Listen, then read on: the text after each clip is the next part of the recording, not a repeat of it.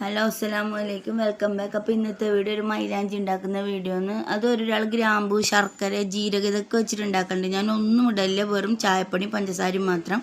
അപ്പം ഞാനത് എങ്ങനെ ഉണ്ടാക്കുന്നതെന്ന് കാണിക്കാം.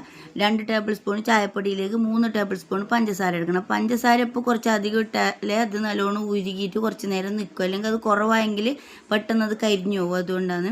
അപ്പോൾ ഇത് ഞാൻ ഉണ്ടാക്കുന്ന പാത്രത്തിൽ തന്നെ വെച്ചിട്ടാണ് പിന്നെ ഇത് അതൊന്ന് മിക്സ് ആക്കി കൊടുക്കുന്നത്. ഉണ്ടാക്കുന്നതെന്ന് വെച്ചാൽ അതിൻ്റെ മുകളിൽ നമ്മൾ വെള്ളം വെക്കാനുള്ള പാത്രത്തിൽ. എന്നിട്ട് ഞാൻ ഇത് ഉണ്ടാക്കിയ പാത്രമാണ്, അതാണ് ഇങ്ങനെ കരിഞ്ഞിരിക്കുന്നത്. പിന്നെ പുതിയ പാത്രമൊന്നും ഇതിന് അപ്പാപ്പം എടുക്കാൻ പറ്റിയില്ല. ഇത് കരിഞ്ഞാൽ പിന്നെ തേച്ചെടുക്കാനൊക്കെ കുറേ പണിയുണ്ട്. അപ്പോൾ നമുക്ക് ഒരിക്കൽ ഉണ്ടാക്കിയാൽ പിന്നെ അത് തന്നെ എപ്പോൾ ഉപയോഗിക്കാൻ വേണ്ടിയിട്ടാണ് അങ്ങനെ ആക്കിയത്. എന്നിട്ട് ആ ഉണ്ടാക്കിയ മിക്സിനെ അതിൻ്റെ അകത്തേക്ക് ഇട്ട് കൊടുത്തിട്ട് ഒരു ചെറിയൊരു ഗ്ലാസ് അതിൻ്റെ ഉള്ളിൽ വെച്ചിട്ട് മറ്റേ പാത്രത്തിൽ പകുതി വെള്ളം വെച്ചിട്ടായിട്ട് അടുപ്പ് എത്തിച്ചു കൊടുക്കുക. എന്നിട്ട് ഫുൾ തീയിൽ തന്നെ ഇട്ട് കൊടുക്കുക. അപ്പോൾ അതിൻ്റെ സൈഡിൽ കരിഞ്ഞ മണവും പുകയിൽ പോകും, അതൊന്നും പ്രശ്നമാക്കണ്ട.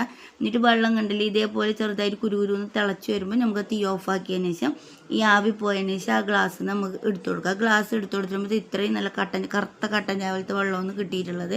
എന്നിട്ടാകുമ്പോൾ അതിലേക്ക് 1 ടേബിൾ സ്പൂൺ മൈദപ്പൊടിയാണ് ഞാൻ ആദ്യം ഇട്ട് കൊടുക്കുന്നത്. അപ്പോൾ നമ്മൾ നോക്കിയിട്ട് കുറച്ചായിട്ട് ഇട്ട് കൊടുത്താൽ മതി. ഒന്നിച്ച് തട്ടി കൊടുത്താൽ അത് പെട്ടെന്ന് കട്ടയും പിടിക്കും മൈദപ്പൊടിയല്ലേ, പിന്നെ നമുക്ക് ഇടാനും പറ്റിയില്ല.